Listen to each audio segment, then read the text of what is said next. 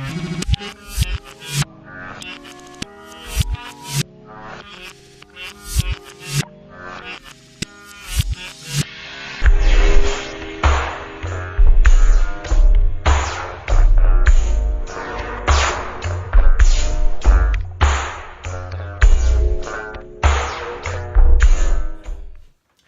everyone, and welcome back to Talks at the Bar. I'm back here with my lovely host, Julio Delgado. Hola.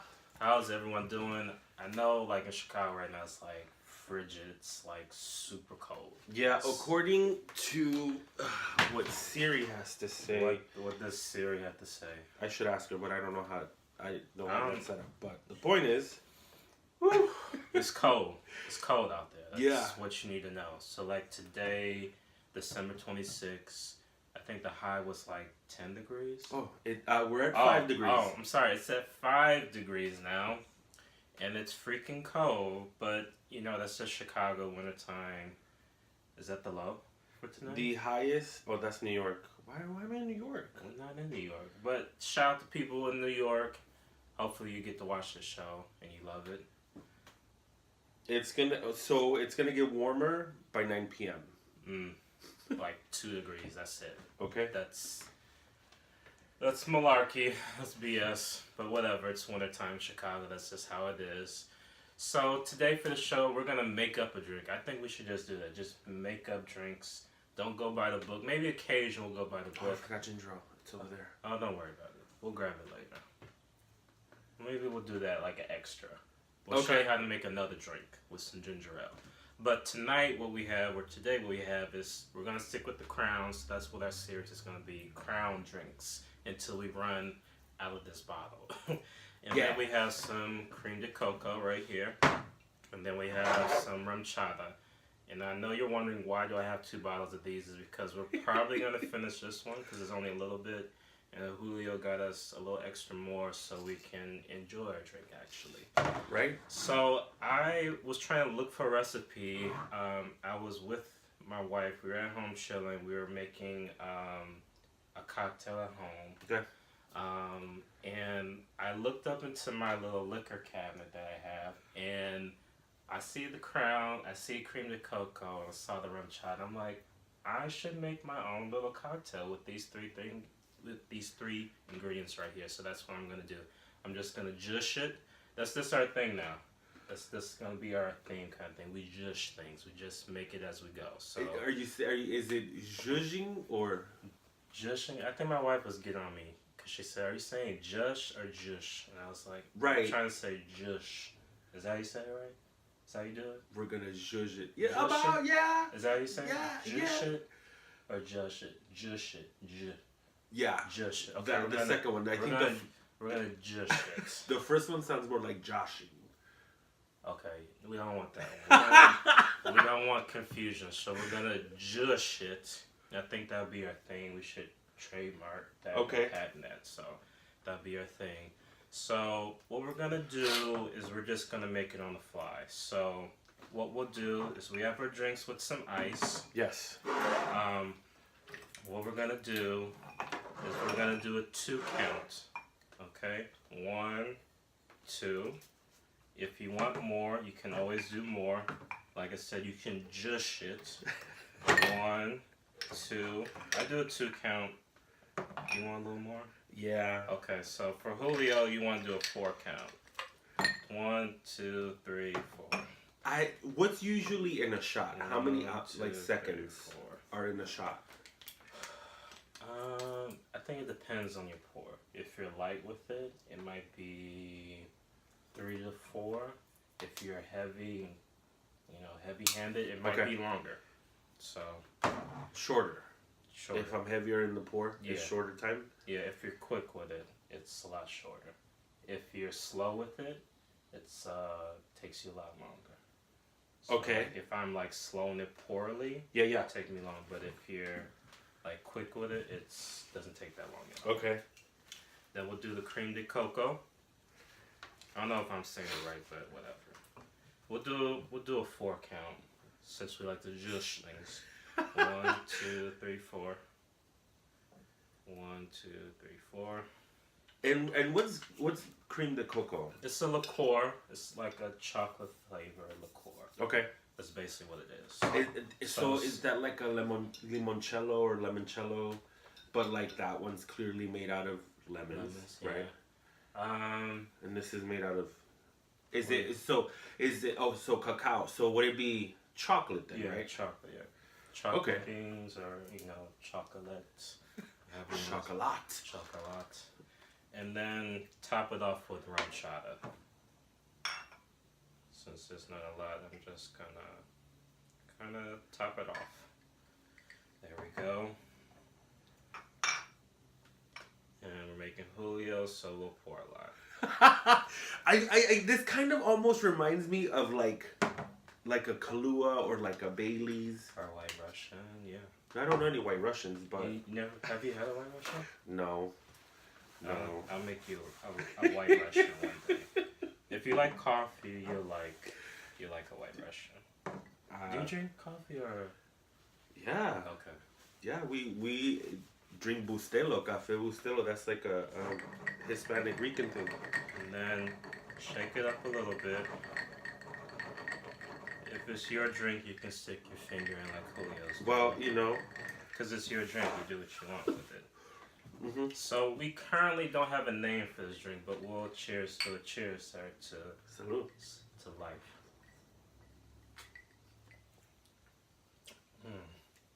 What do you think? It's good? Do you think we need more or something? Do you think more cocoa or more rum or more whiskey? Well, I like whiskey. I like whiskey. But it kind of tastes... Okay, so if I had to compare it to something... Yeah. It almost reminds me of like a white chocolate mocha from Starbucks with, the special sauce. With the good stuff. Yeah. The good sauce. Yeah. Or even like a hot chocolate, but like a white hot chocolate from Starbucks. Yeah, definitely. It could be. So what should we name this drink? Oh, I'm not good at that. Well, clearly we can't call it a White Russian. No. That's already a thing. We could call it white chocolate. Right? Or we can do a royal chocolate. We'll just stick with the crown theme. Royal chocolate. Royal white chocolate. Okay. I could, yeah. Royal rum chocolate. I don't know. A cha-cha chocolate. A whiskey cha-cha. Oh, well, that's rather bougie. I like the royal. I like royal white chocolate. I think royal white chocolate. I think that. Salud. Salud. And if someone already has a name for a drink, you can talk to me and we can maybe collaborate, come up with a different name. Put it in the comments. Yeah. Put it in the comments. Share, yeah. Or maybe we should have the audience come up with a name for this drink. Yes. Do you like royal white chocolate or something else? You help us decide. But for right now, royal white chocolate. Cheers. Salud. I do like this. I think this will be my new winter drink right here. I don't usually do like. Well, it's sweet. Mm-hmm. But with these two. Yeah. This is like the first time that I'm having rum chata. Right? Really? Yeah. You never had rum chata? No. I can't believe that. Our friend Bianca. Hi, Bianca. What's up, B?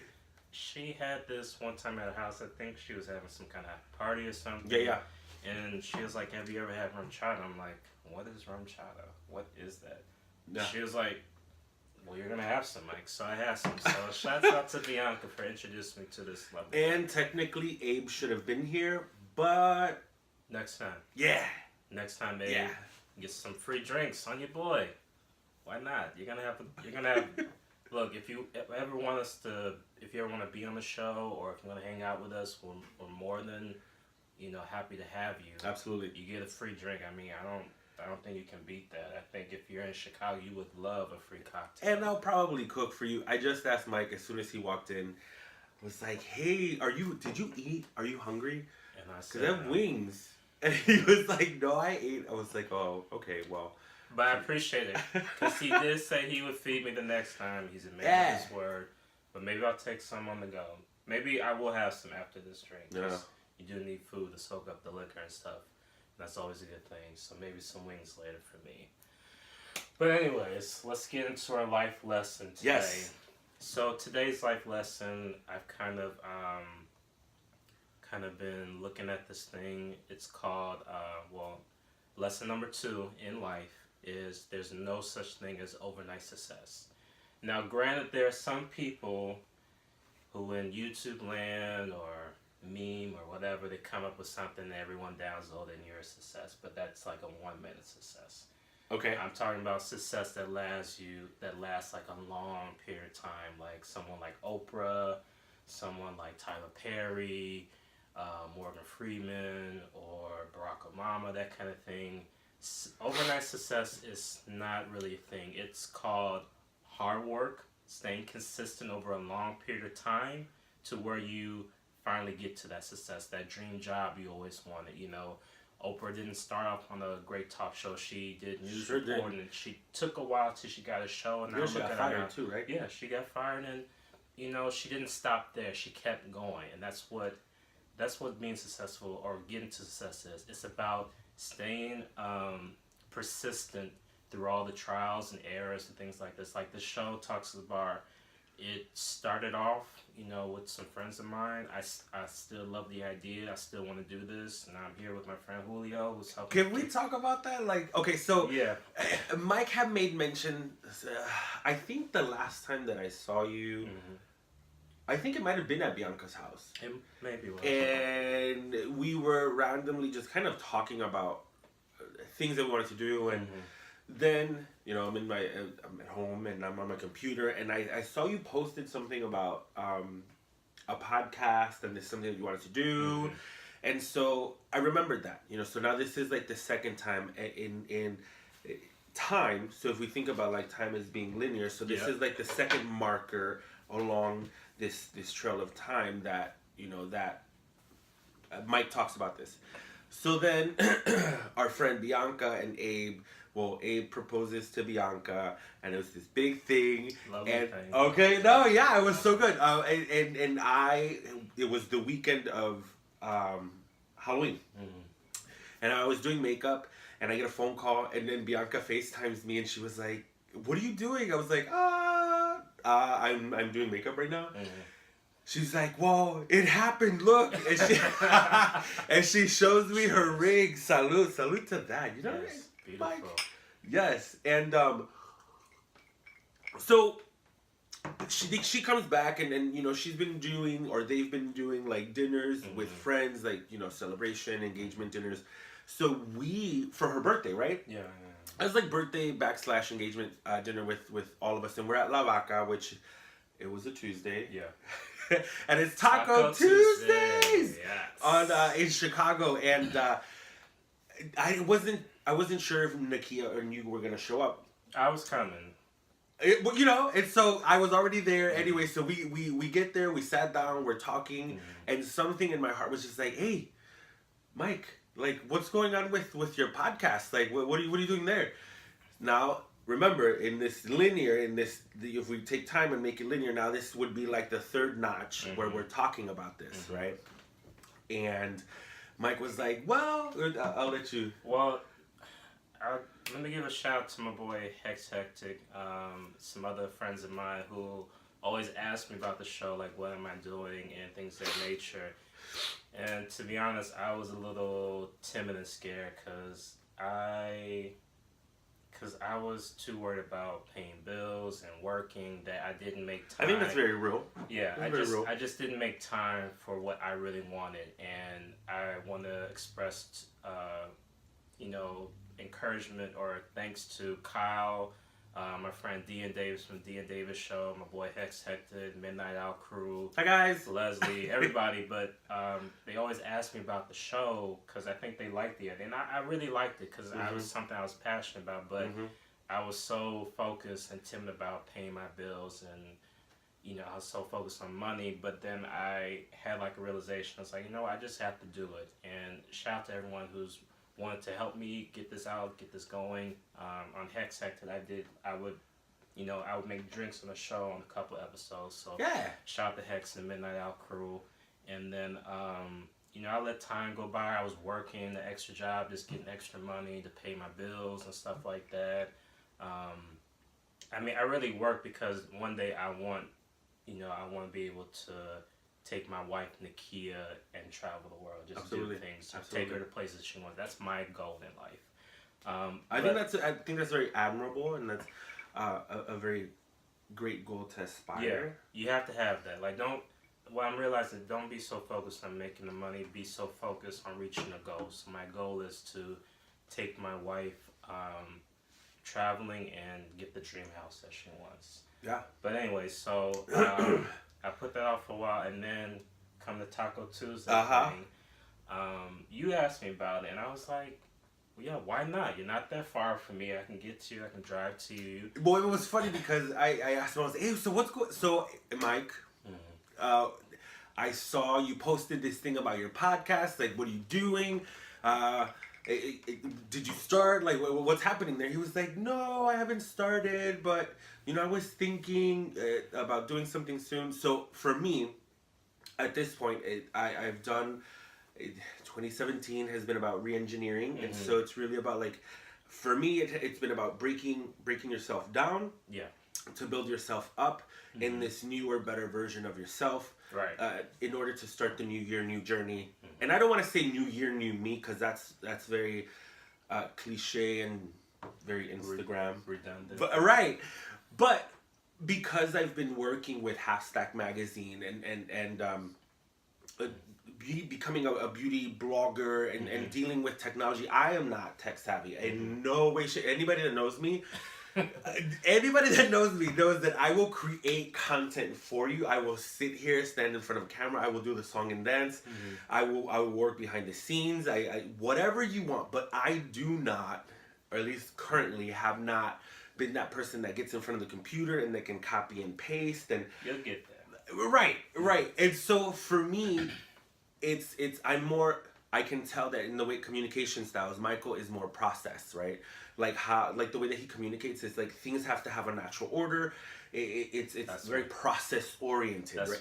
And I am more action driven. So when you think about the two, you need a process in order to take action, right? So we're at the restaurant, and I just, you know, if I felt it in my heart, and being very much a Leo, I was like, okay, well, why don't we do this? Why don't we collab? And I'll help you create content, or I'll create content for you. And if you want, we can film in my house. And he's like, for real? Like, yeah. But it's those moments, those little moments that create overnight success, or they make things come into fruition. And I think we also have to think about, like, what overnight success sounds very... glamorized. It sounds very sensationalized, where it's like, ooh, like all of a sudden, you know, like now you're rolling in the dough. No, but overnight success can be where you take a goal that you have been, you know, desiring in your heart. So we think about like the second creation, right? Like things start as a desire, then it's a thought, so now it's the second creation, and then it manifests. So that, in my mind, I feel like we're having overnight success. The fact that, you know, we're doing it. Yeah, I think that's the success. Just doing it, and that is success within itself. And then how you choose to maintain, grow, and develop your success is on you. Yes. The hustle is sold separately. The dream is free. Hustle is sold separately. You have to do the work. Yeah. Like, for example, like people I look up to. Again, I'm gonna go to my boy Hex and Kay and Davis. Kay and Davis show.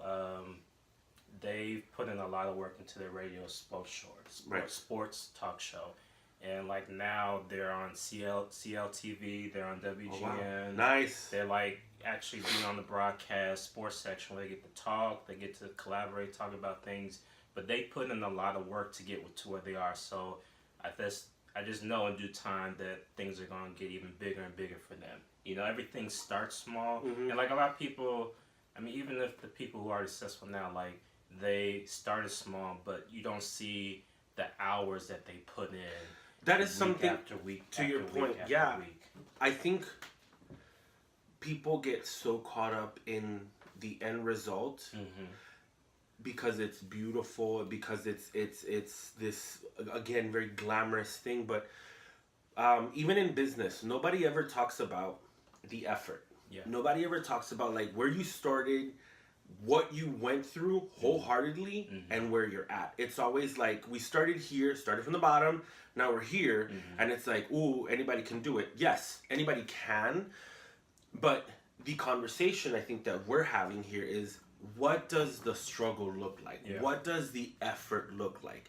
What does it look like to sit here and be married, have a job, 2 jobs, go to school, maintain relationships with not only your partner, but with your friends, co-workers, work, what else?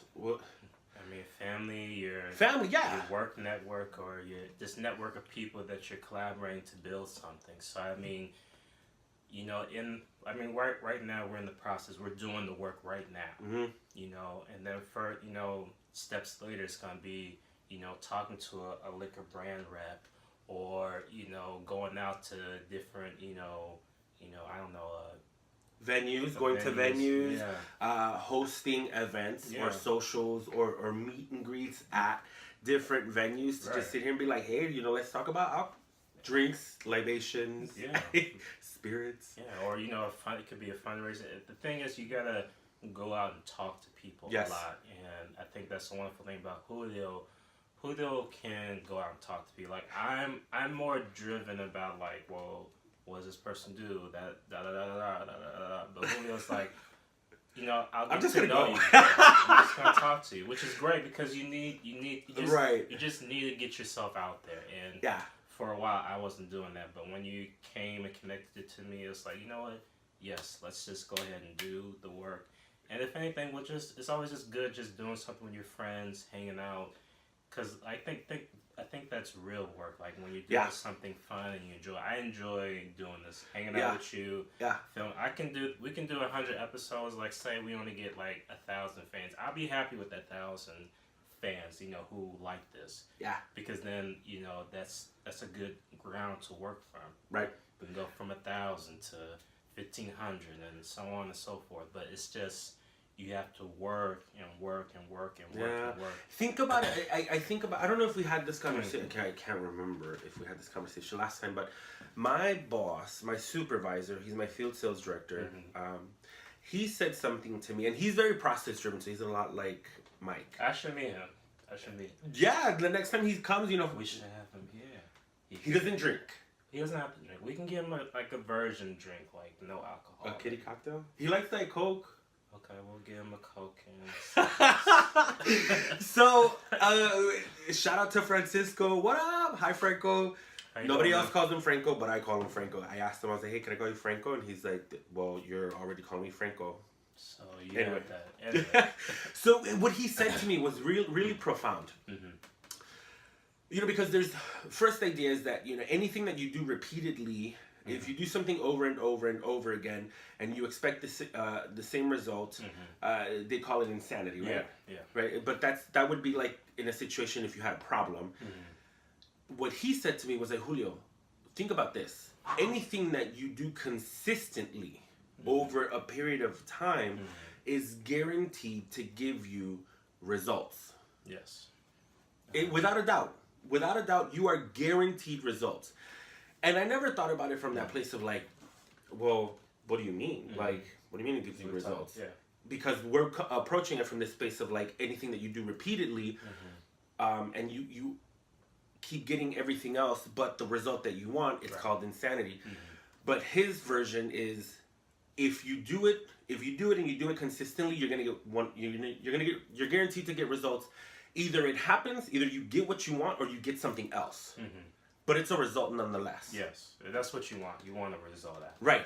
So now it's up to us. If you get what you want, great. Keep going. If you get something else, that's the moment to sit here and think, okay, from a place of efficiency, not from a place of a problem, from a place of efficiency, what else, what could I be doing differently? Or what can I change? Or where can I focus or create an emphasis in order to achieve the result that I want? To be more efficient, to capitalize on my time. Where does that happen? And so I think we also have to kind of take a step back and think, failure isn't necessarily failure. Failure, in my mind, is like the opportunity to sit here and think, okay, how can we make it better? Yeah. Like it's life lessons. Yeah. Failures are life lessons. Yeah. How do we make it better? How do we take something that already is working, not working to our benefit, but it's working nonetheless, and get it to that point? So there's a right. I would agree with that. Yeah. You know, and I think that also helps to just kind of take the edge off, where you're like, people have this phobia of like making mistakes and just being like, you know, I don't want to make the mistake. But that's the benefit and the blessing is in the mistake. Yeah.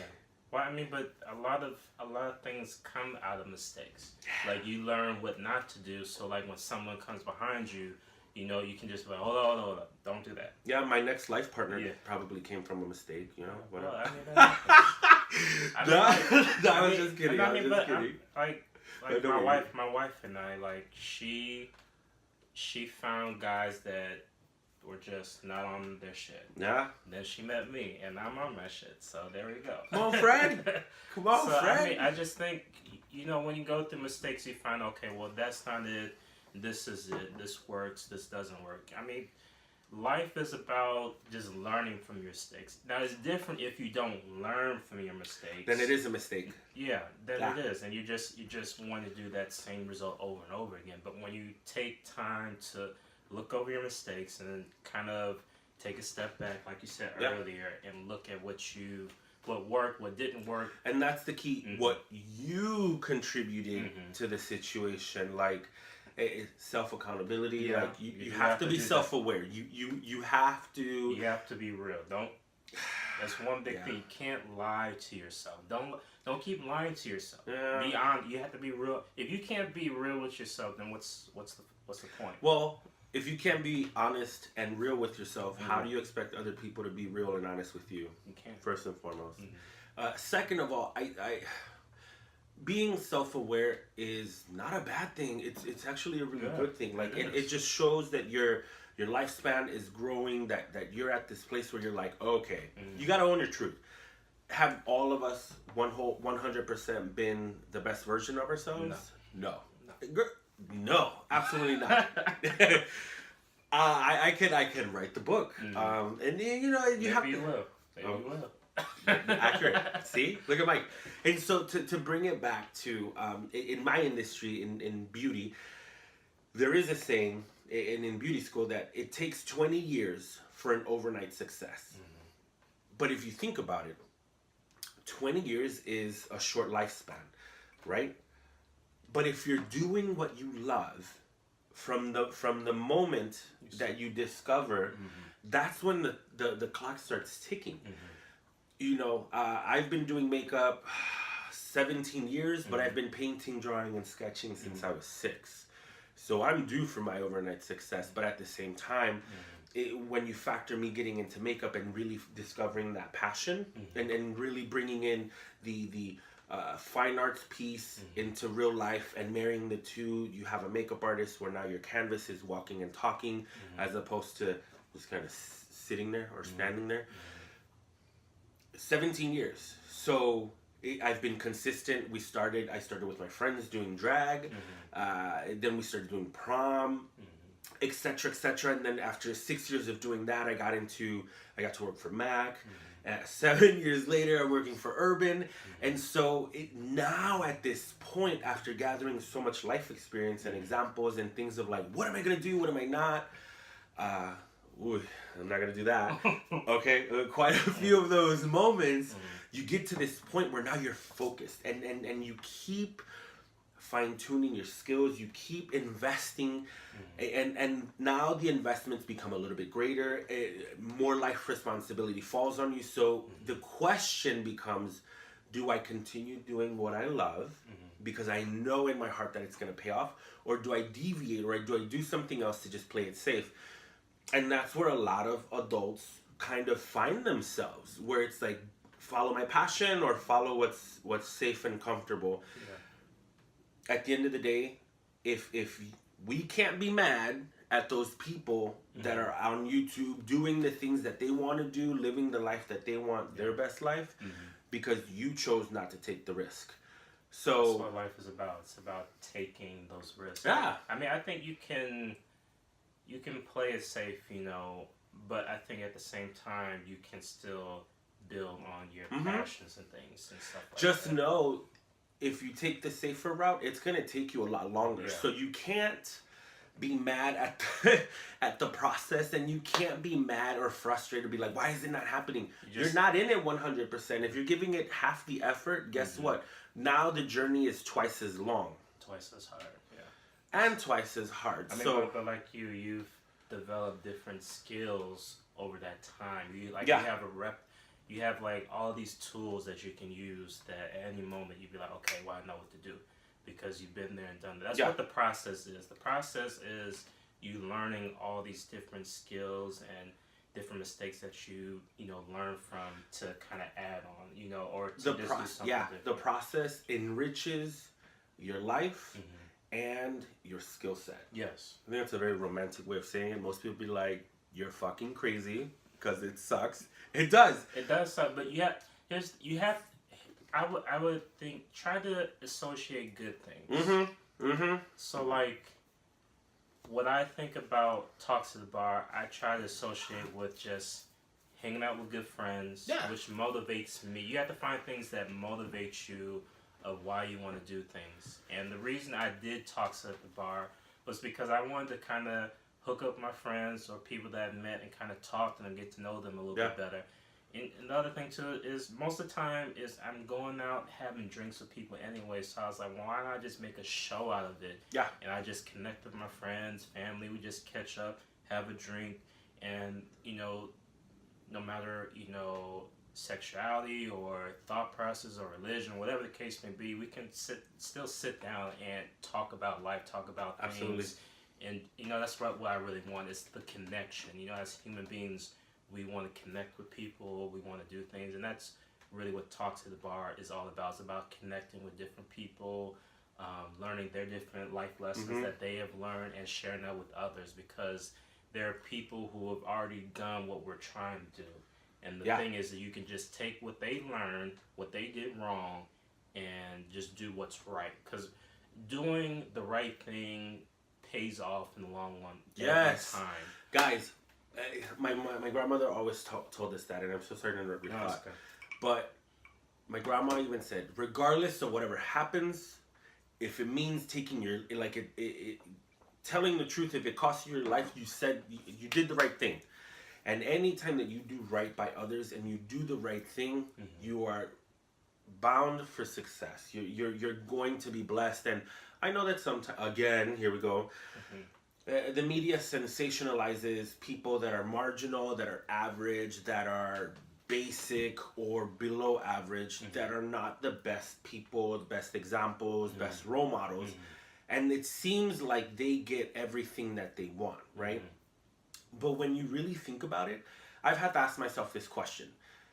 Is really like fame and fortune and money and fucking bitches and whole, like, is that really the life? Or do we all desire that partner, the quality of life where, you're able to enjoy your home, your home that you purchased and that you're paying off, or that you paid off with your family and the dog and the picket fence and the kids? Is that not enough? Is that not the dream? Is that not what we all desire? Yeah. Or is it that our egos look to only buying designer bags, flying, across the world, living this very like materialistic life that is very unreal? Yeah. I think, there's two extremes. Yeah. You gotta have a good balance. I mean, there's nothing wrong with like having design, but don't just be all about design. You know what I mean? You can enjoy things that are not as, high price tag, and still enjoy life. I think you just need to. You really need to. Too much. Here's my biggest thing. I think that you have all those nice things, but like, who are you gonna share it with? Mm-hmm. Like if I don't know, like, say for example Louis Vuitton or whoever was like, we're gonna give you all these material things, and it's like, okay, well that's nice, but I would take those things. I would, give my mom a bag, my wife a bag, you a bag, friends bags. I got a Louis bag. I would just share it, because I think it's nice when you can just share things with people. Because, you could be all alone and have, like, everything, but it's just you. There's no one there to share that success with, to share those things with. The material things, you can replace this and everything around you, but you can't replace, love. You can't replace your family. You can't replace, like, real friends that have, like, genuine love for you. You can't replace that. No amount of money or materials can replace that. Like, and you can't replace good health. No, you cannot. Let me tell you. But anyway, and so that's just kind of like my question when people sit here and they look at that example of like living the fast life, this very glamorous life. It's nice. It's nice. Don't get me wrong. But at what cost? Well, it costs you. At what cost? When I look at celebrities, I'm just like, the amount of pressure that comes with all of that. Like, there's a certain expectation. After a certain point, you technically no longer are doing the thing that you love, because now the thing that you love becomes. You become a slave to it, where it's like you have to make another successful record. You have to make another successful film. You have to be part of another successful franchise. And if you don't, that takes away at your brand. It takes away, all of these other things. And so it's like, what are you chasing? What? And I think this is a separate conversation outside, like success and then fulfillment of self. But I think it's that thrill of being on top, and it's.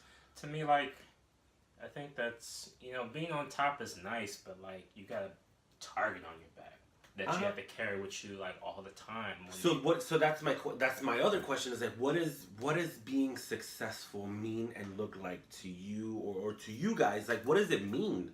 Like, I mean, to me, it's me being able to take care of my wife and my family. I want to get to the point to where I don't have to think about money, to where I can be like, let's just all go. Let's just all enjoy. I want to be able to share things with real people that I've grown up poor with, or I didn't have a lot with. And when we get there, it's like, oh, we get to just enjoy this. Right. To me, that's success is when, my wife, she doesn't have to work. She, if she want to work, she can. But it's where we're good. I want to get to a point where I'm not thinking about, like, whether the government is thinking about my interests. It's more like, well, I can handle that. I can take care of that kind of thing. Like, I can take care of my family. I can help my friends get to where they want to go, or I can help them out with things. I want to do, to me, just me in general, success is just doing good things, and showcasing that to the world. Not showcasing, but just doing good and passing it on. That's the one thing that giving I like back, paying it forward. For me, because we need a lot of that. Like, with everything going on, it's nice. I feel like when you do good, that spirit is just so. To me, it's so, enlightened. You're enlightened. It's more motivational. It's more like you just feel good when you're doing something that helps others, that encourage them to do good things. Because, like, when you're dead and gone, like, what are you leaving behind? That's the other thing too I think about. Like, if someone's watching me, I want them to see me doing good things, so they're like, oh, you know what, Mike did some good things. He helped out his family, his friends, and look at them now. They're out doing good things too. Right. I think that's a really interesting question, or thing that you said is, we think about legacy, right? Like, what's the legacy that we leave behind? And I saw this on Facebook. Somebody said, you know, what do you want to leave? Like, what's your legacy? Like, the moment that you die, like, what are people going to remember you for? What's your legacy? And this person said, well, I haven't died. So I haven't started my legacy. My legacy starts the moment that I depart. And I think you have to think about, to your point, like, what is the impact that you want, or what is the mark that you want to leave, and what do you want to leave people with? Because at the end of the day, people don't remember what you said, what you did, but they remember how you made them feel. So that I also, for me, I'm switching gears, and I don't want to necessarily focus on being successful. Right. I want to focus on being happy. I think. Well, I mean, you know, one thing. Shout out to Gary Vaynerchuk. You should follow him. Okay. He says, you know, people always ask him, you know, all kinds of questions, but he always says this one thing that kind of sticks out to me. It's like, as an old person, like in their 70s or 80s, what is something that you regret not doing? And they'll tell you all kinds of things. They'll tell you, you know, the person that they didn't marry or they didn't go after, or the businesses that they want to create that they should have did, you know, things of that nature. You don't want to end your life asking, what if I had done that? You know, like, I don't want to be 70, 80 asking, you know, what if I started talks at the bar? Right. I want to get to where I'm 70 and be like, you know what, I did my talks at the bar, I did my ideas, I did all these things, I'm at peace. That's what you want to be. Like, when you're old, you want to be at peace, saying, you know what, I gave it a try, I did it, you know, and I don't have to worry about questioning what if. That's my big, I don't want to end what if I have done this, what if I had done that. It's so funny that you say that. I made myself a promise a very long time ago, and it was when I was in 7th grade, going into 8th, or maybe 8th, and it doesn't matter. I was very young. I made a promise to myself that I would live my life with no regrets. And living life with no regrets means that, for me, that you take a risk, and sometimes fear is a very real thing. Yes, it is. The doubt, fear stimulates doubt, insecurities, all of these other things, and so you have to work on yourself. You have to get to know yourself and what you're willing to do, and what are the things that you have not done, and work on that. And know that fear is it's not a real thing. No. It's an illusion. It's an illusion that we create in the mind, and that as humans, we're a lot stronger and sharper and more resilient than we give ourselves credit to. And so it is true, like Salt and Pepper said. Hey, shout out to Salt and Pepper. There's this song called Body Beautiful, right? And in there's a phrase that she says, you know, whatever the mind can conceive, you will achieve. And it's true. You don't necessarily need to always know how something is going to work, but if you have the desire in your heart and you take action, everything else falls into place. You'll meet the right people. You'll make those connections. The universe works in such a mysterious way. So for me, my focus is to be happy, because when I'm doing the things that I'm the most happiest, or when I feel joy and happiness, I am successful. Because it doesn't matter how big or how small the task is. Right. I'm good. Which in turn, everyone else is good. So it's contagious. I think that's success. Success is being happy with what you're doing, to me. Yeah. If you're not happy with what you're doing, you're not living a successful life. You're just not. You should be at the end of the day, be like, you know what? I got to do what makes me happy. Yeah. Because you don't want to live a miserable life. Like, that's just not enjoyable at all. It's not. And you got to remember, misery loves company. So if you're miserable, that shit's contagious. You keep that. Well, let's refill. Yes. That was really good. I think you need more ice. No? And some water? I don't need water. Well, the water from the melted ice. Okay, so we're gonna reload on this Royal white chocolate. I feel like someone has a name for that already. A royal white chocolate? A royal white chocolate. Well, it's not a white Russian, and I've never had one of those. We should look that up. Like, what, white Russians? No, like the name, royal. Oh, I was gonna say you can find. I'm pretty sure you can find white Russians on Tumblr. You can find that. There's plenty of places to get a white Russian. Plenty of places. Would you say Russia is one of them? Everywhere. There are Russians in America. If we want to go down that's the conspiracy rabbit hole.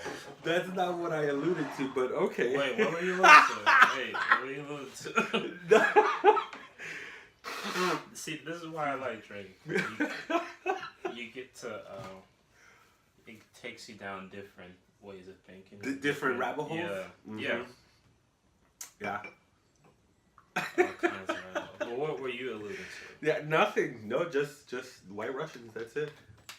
But yeah, well, I mean, Russians love to drink. They love to drink. I think any minority outside of the U.S. really enjoys a good libation. I know my uncles enjoy drinking. My Tío Jesus likes brandy. So he'll drink like El Presidente with like Coke. Brandy. You know, I'm not a big brandy drinker. What? Well, I guess we'll have to have your uncle on to that might be interesting, considering that there might be a little bit of a culture difference and a language barrier. I think it'll be hilarious. Should I learn how to speak Espanol? Espanol? Nah, you know salsa, tacos, and chips. I've always wanted to learn another language. Okay. Because I just like the fact that, you know, I think here's my dream is that you know, as minorities, like we all come up with, we can say something and then the white man not understand. I think that's hilarious when you say something and they're like, what are they talking about? You know, but don't we call that Ebonics though? Well, they're starting to gain on the Ebonics thing. I know. There's like an urban dictionary now. Like everything we say. My God, yes. They take everything we do and like profit off it. This is a whole other conversation we will definitely be having. Another rabbit hole. We'll go down later. I think for that we can maybe just... we'll bring. I'll probably get a new bottle. This is what Tío Jesus gave. Tío Jesus and Juana. If your uncle give you a gift like that, you need to thank your uncle for you. It was full. Granted, my sister took swigs of it. My dad from the bottle. Yeah. Ooh, well, she like poured drinks and then I thought she was like. Nah, my dad tried to be funny and Jonathan was like, "Oh, Julio, like you already put a big dent." I was like, "I only had 2 drinks." And then my dad was like, "No, I had like 2 drinks too." I knew it. I was like, I fucking knew it. But anyway. Anyways, well, we finished one bottle. We get one from childhood. Yes. Guys, if there's any other drink that you guys feel like you want us to review, talk about, experience. Yes. I'm up for that. Put a recipe down or a name or so we can try it out. There's like millions of drinks or different drinks we don't know about, but you know, and maybe you can come on the show and just make it right here for us. You know, we're accurate. I want to get my dad to make us piña coladas because my dad likes, you know, it's very Rican. He has his own way of doing things. That's fine. That's the best way. Right. Well, I mean that's how I got here, but. But it's just really interesting. And so I've been asking friends. So I have my girlfriend Yolanda, who wants to be. You'll see her soon. Yeah. One of my girlfriends Yesenia, you'll see her too. Yesenia. I feel like Bianca would be really great for micheladas because she makes really fantastic micheladas. What's a michelada? Did I say it right? Yeah. Okay. Yeah, a michelada is like beer. Is that like jazzed up beer. It's not with the tomato and the spices, is it? It definitely has spices. I don't think it has tomato in it. Maybe a little bit. I think she made one time. Maybe I think it might be like a Mexican Bloody Mary ish. I think I had one. Yeah. And that wasn't. I tried it just because she made the drink, and I'm like, I'm not gonna be disrespectful. I'm not gonna pour it out. I'm gonna man up and drink Did you finish it though? I finished it. I forced myself to finish Shout out to Bianca. I hope to see you soon. And I don't know why I didn't. It just didn't work. Maybe you needed chips to go with it. Maybe I need I don't know, some Chicago sausages or Polish sausages. Okay. Do you like the ones from Maxwell Street? I don't think I ever had those from Maxwell. What? Like wait. Is that the one by UIC? yes. Oh yeah, I had those. I was about to be like, Nikia has it. I have to take Nikia one day. can we make this like a thing where we eat like Polishes and hot dogs from Maxwell We Street? could do that. We can, with your camera, let's go live. We should do. Right. We really should do that. Like we could go live because Nikia's never gone to either of those places. Jim's and what's the other one? What's Jim's? Isn't Jim's on Maxwell? Because there's two spots off of that I'm thinking about. I think you're talking about the one on 18th Street, Halsted and 18th, all the way down by the light. Right. But there's two of those. It's the same thing. They're the same thing. Yeah, Okay. yeah. It's the Well, same never franchise. mind. Never mind that. But there's, I do think about Jim's on 18th. Yeah. I think we should absolutely. But it's a great record. If you ever come to Chicago, like Friday night, late night, and you need At like 2 in the morning. Yes, if you need food to soak up all the liquor you were drinking, it's like the perfect spot. You get bread, this thick sausage, and all that grease to kind of soak up all that liquor because you do need that. I do feel better. Like if I've been drinking all night and Well, it's because we're replenishing all of the salt that you flushed out of your body. You need that. Just go there, get you some, you'll enjoy it. Get you some. But it's different. I mean, like now, because since it's so cold, if it's like I would say 20, in the spring. Like 20 and above at night, go there. If it's like 10 below, just go home. Yeah, take your ass home. Make you some ramen noodles, or just get you like a loaf of bread or cereal. Do you? I never know that. Yeah, like if you have a bowl of cereal, I mean, you're gonna wake up better, sober. Just put something in your stomach. Well, I won't just say something. Don't put just anything, because you could put in something, and the morning you just.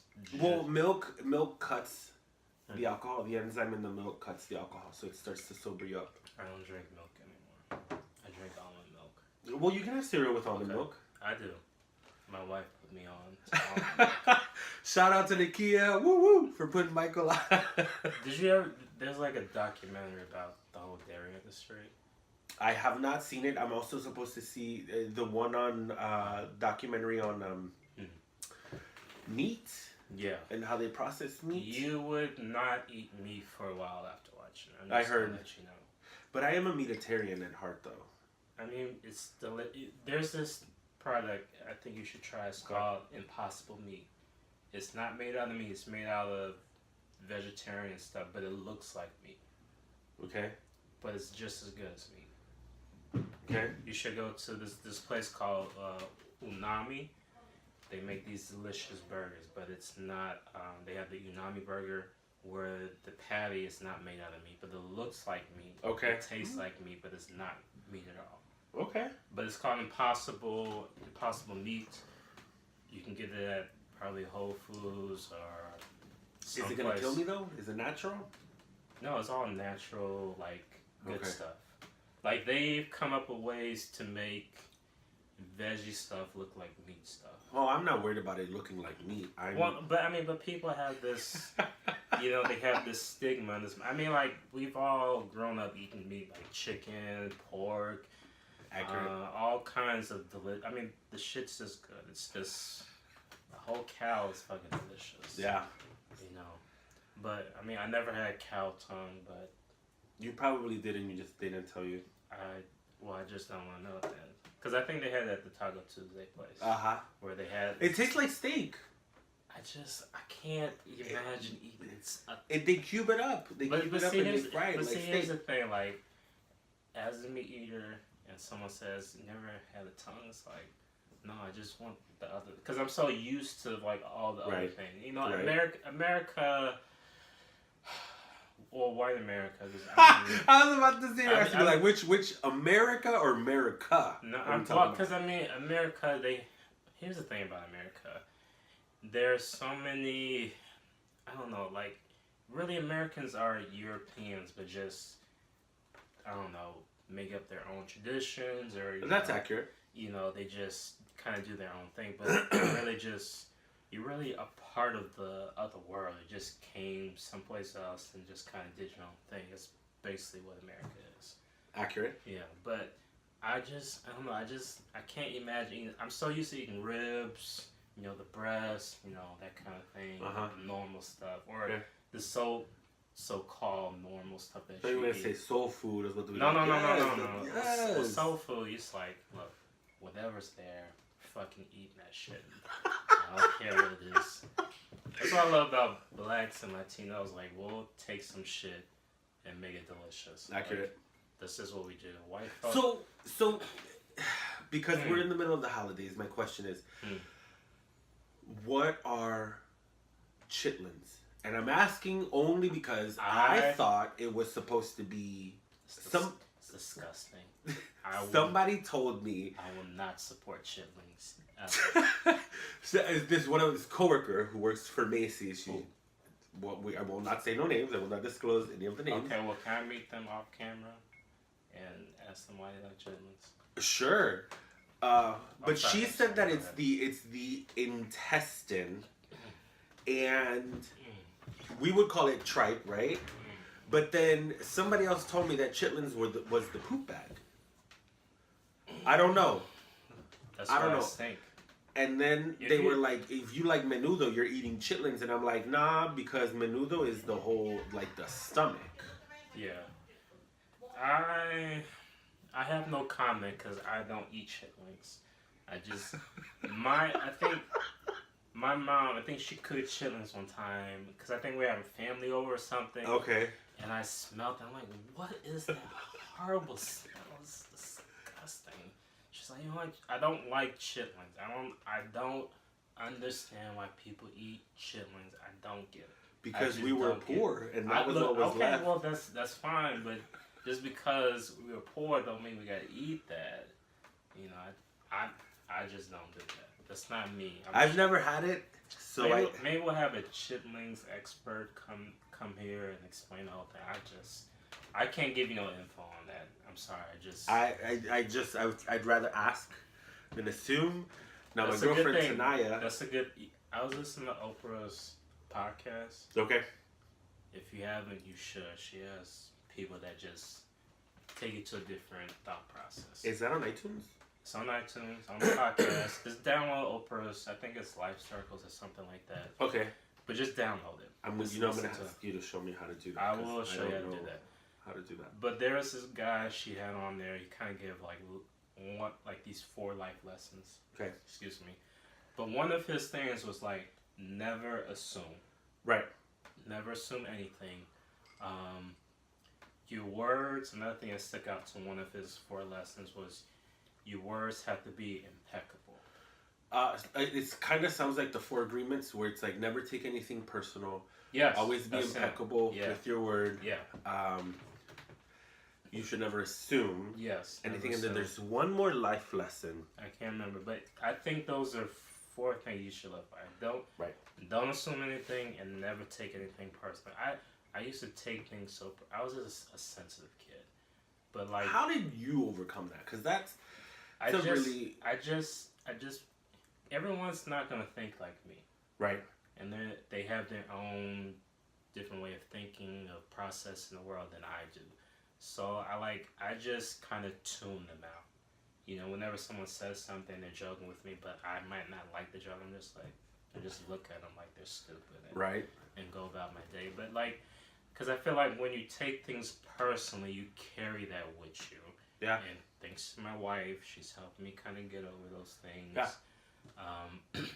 You know, when someone so what do those conversations that Nakia has with you about taking like what does that look like? When someone says something you might not agree with, you know, they're like, well, don't take it personally. Here's my thing, like, as human beings, we're all emotional, but Yes. we're different types of emotions. Yes. So, like, I'm very sensitive what someone says about me, because it's like, well, you're not walking in my shoes, you don't know me, but you're saying these things about me. It's because they observed something about you. Or they assumed. Observe or assume something about you that you might not have, you know, come to realization about. Like, she's very good at, like, picking things out that I don't see, but then later I'm like, oh, I see it now. But like now, I'll listen to what she has to say. Well, that's the other thing. You have to listen to what people are saying and sort of process it, and then like you either deal with it or you don't. And most of the time, I'm just like, okay, whatever. But once, I think it's from the other thing too, is someone that you're close with and that you love and that you really care about, you listen to what they say. Right. But people that you don't know really well, don't love. So how what do you do when the person that you love doesn't listen to you about taking things personal? You just talk it out. That's really all. You just go back at it. You don't have. It's not an overnight thing. Okay. Sticking with the thing. It's not an overnight thing. It's I don't know. It's different for people. If we're talking about something, I might not agree with what she's doing. I just say what it is that's bothering me that I don't like about it. Okay. I just say my piece. And then she either deals with it or she doesn't. Or friends or whoever. You know, I don't, you know, the thing about people who take things so personally is they just hold things, but they don't say what they feel at that moment. Because they're thinking about what that person said about you.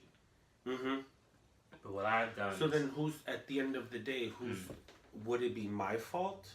No, or is it the person that is being sensitive? Like, my question becomes, because we can't control what people say, right? No, you cannot.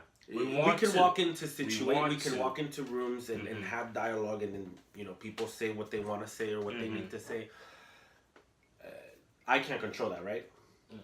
So if my partner is taking something that was said very personal because he's sensitive, and I'm talking to him about it, being like, I disagree, or like that's you're reading too much into it.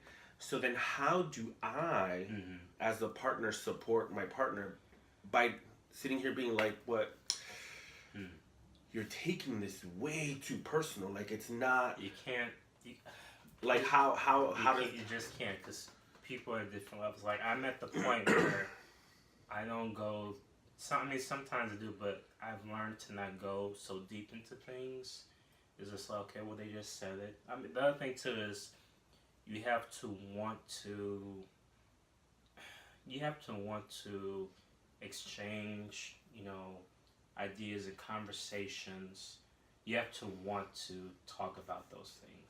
And like someone who takes it too hard, too personally, they're not open to just let that go and kind of continue to go down that conversation. Like, they're just too closed off that they don't want to be like, oh, well, there's sometimes they just need time to think about it. Right. Because they're so into their thought about what you said that they're like caught off guard about it. And they just need time to process. People process things either quickly, medium pace, or really slow. Right. And some people are really slow about processing things. Sometimes it takes them a while to they're like, oh, I get it now. You know how like sometimes your mother or father, they tell you something, they tell you something, and then it's not till years later where you're like, oh, I get it now. Right. It's like one of those things. Sometimes it takes them longer to realize something that you said to them. Right. Like, so like they might, when you tell them like, oh well, you're just taking it too, you're just, taking it, too far, or you just, too sensitive about it. It won't be to, I don't know the individual. It might be 6 months or a year, and then they be like, oh, they were right about that. I was being too sensitive about that thing. So do you feel like there's a certain level of maturity that needs to happen? There's a certain level of self-awareness? Self-awareness is key with anything. You just have to be aware of how you handle things, how you take things. Because for me, I've become this person, because I used to be very sensitive, and now I'm like... Well, how do you deal with it? Or how did you overcome sensitivity, taking things personally, or... I had to... A couple things. I had to understand what I was really great at. Like, what are my strengths, right? Yeah. And focus on that. Make those traits.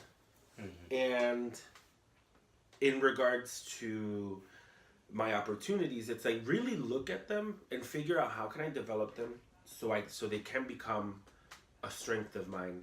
And then also, perception is reality. Like that's the saying. So I also had to be mindful of like how I said things and how I presented myself to the world, and if in my presentation, are they perceiving it the way that I have created the story or painted myself, or not? And if not, then that's something that I'm not doing right. Like, so I think it's that, and then after a certain point, honestly, like, there's two sayings, like, eagles don't fly with pigeons. That. It's true. And then B, true.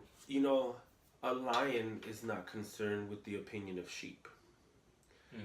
And the reason why I say that is because for as much as you want to tailor your personality to be loved by everyone, you're not going to be loved by everyone. No.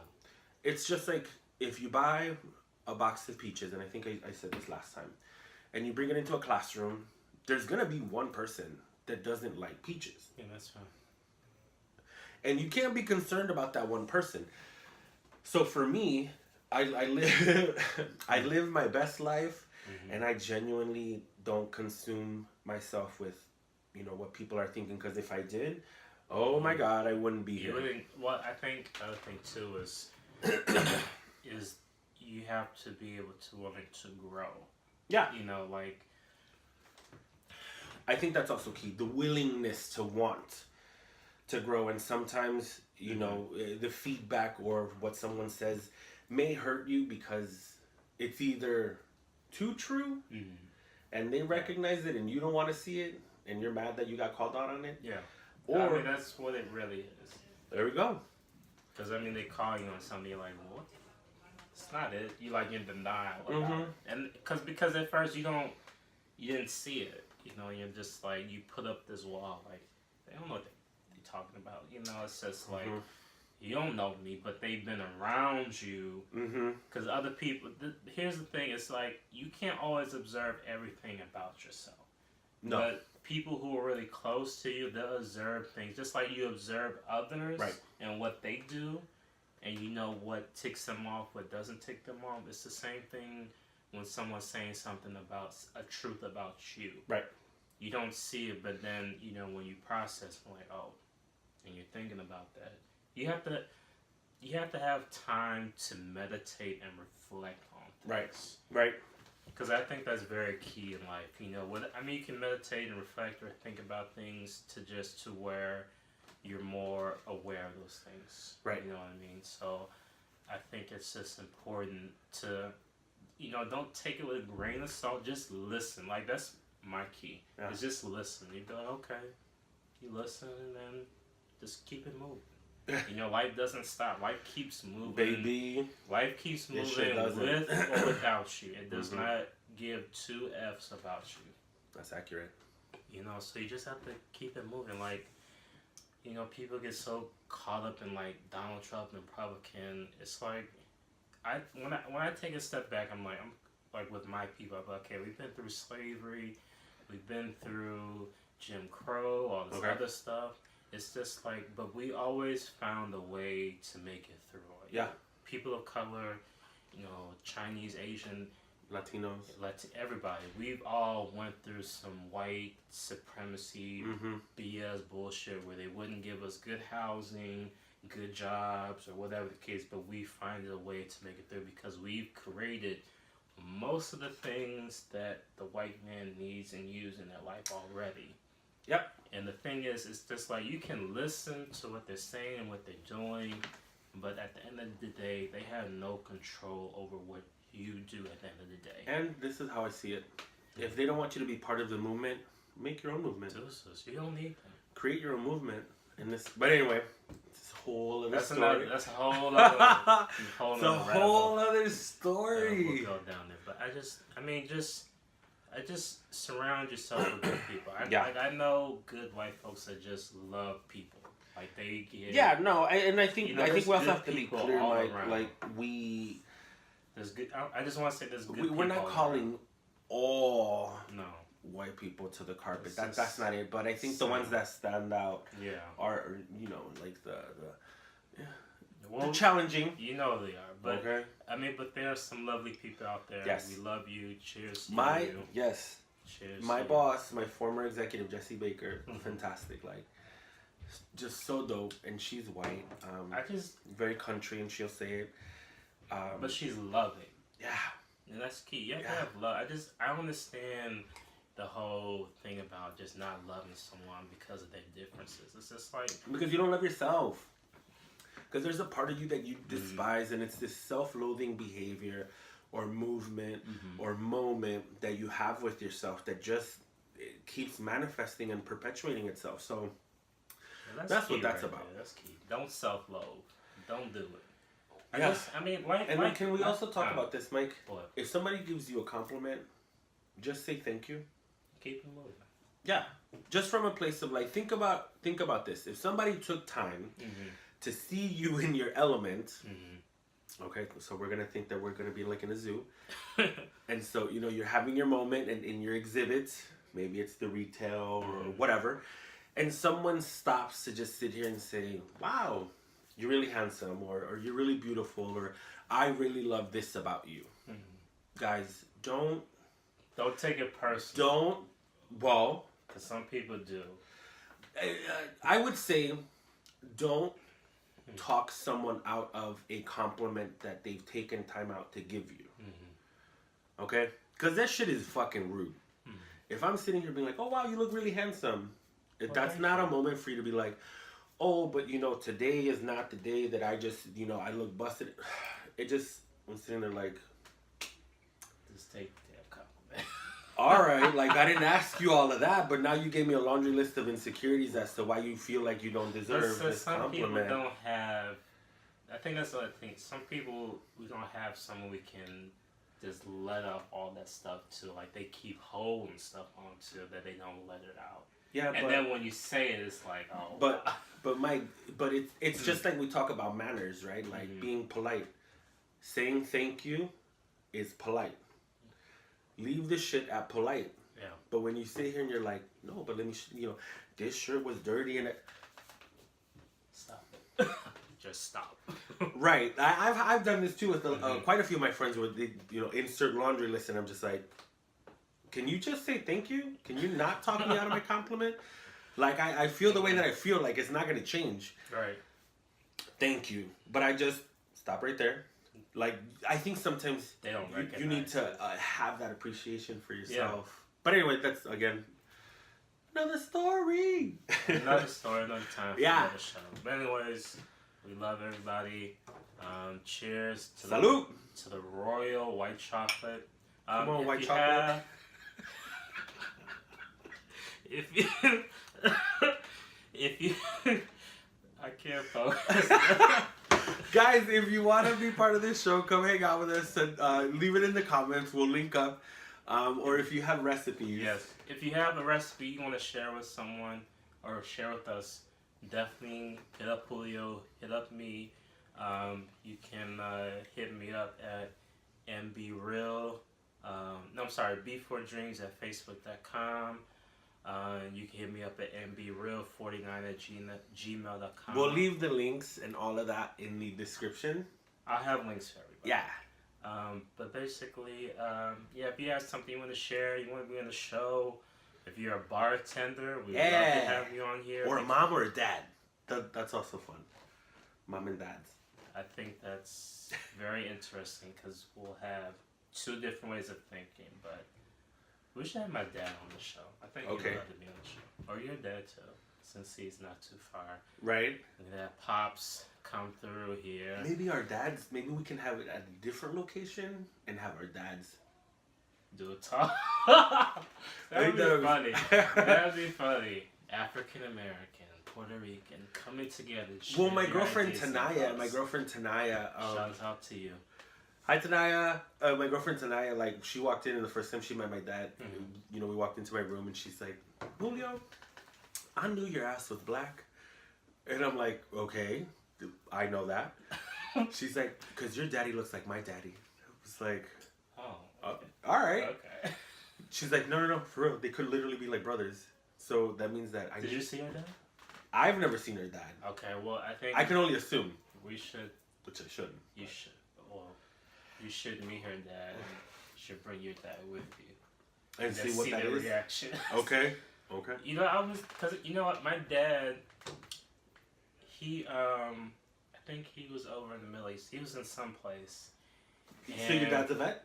He's a vet. My dad's a vet too. Oh, well, they would have a lot to talk about. Yeah. But he went someplace, and someone was like, "You look like my brother," and like literally, like the guy was like, "You really look like him." My dad was like, "Okay." Nah. I was like, "Okay," but you know what? Trust me, I was just thinking about that. It's like when some people say like, "Oh, you look like somebody." I always look like somebody's cousin. But it's just Pookie like, and them. But it's like my wife. She says I look like Future all the fucking time. You look like Future, the rapper? The rapper. She says that. Future that has the locks. Yes. That was married to Sierra. Yes. She said I look like Future. I'm like... With glasses or without glasses? I don't know. I couldn't see it. Every time she tells her friends this, she's like, yes, girl, he did. I'm like, why are you lying on me? I don't know too much about the rap game like that, but I don't feel like you look like Future. Thank you. I have somebody. Yes. Someone agrees with me. But she always says that. Like, Bianca, do you feel like Mike looks like Future? No. We shall ask. Anyways, friends, family, strangers, new affiliates, whoever you are, thanks for tuning in to Talks to the Bar. Our wonderful host, Julio Delgado, will do this again next time with another new drink. We ran out of whiskey, so we'll come up with something. I got Jack Daniels, though. Well, then that Jack's gonna, like... I'll hold on to it, though. Bring out the Jack. So, this is a lot of Jack to go through, but if you have no parties or anything, maybe we'll... Nah. I might just drink a little for New Year's. Yeah, just a little bit. Just a little. Oh, by then I'll get paid, so, I mean, I can just buy a new bottle. Okay. Well, if you're a liquor brand rep, you have some recipes you want to share with us, that's always good. Yes. If you are a bartender, we love you to come on. Whoever you are, whatever kind of drink or recipe you have, bring it on the show. We'd love to have you on here to talk about, to share with people. We hope you enjoyed the show. Yes. To success. Ooh. Mike is zhuzhing it already. That's our new word. Just use it everywhere. I just shit. You just shit. Not Josh shit. Jush. Did I say it right? I feel like the liquor. Say zhuzh. Jush. Zhuzh. Whatever Julio said. That's our word for the show. When you're making drinks, you're doing a recipe. Yes. Whatever you're doing, just what? Yeah, zhuzh it. Just zhuzh it. Okay. Cheers. Love Bye. you guys. Talk to you later. Bye.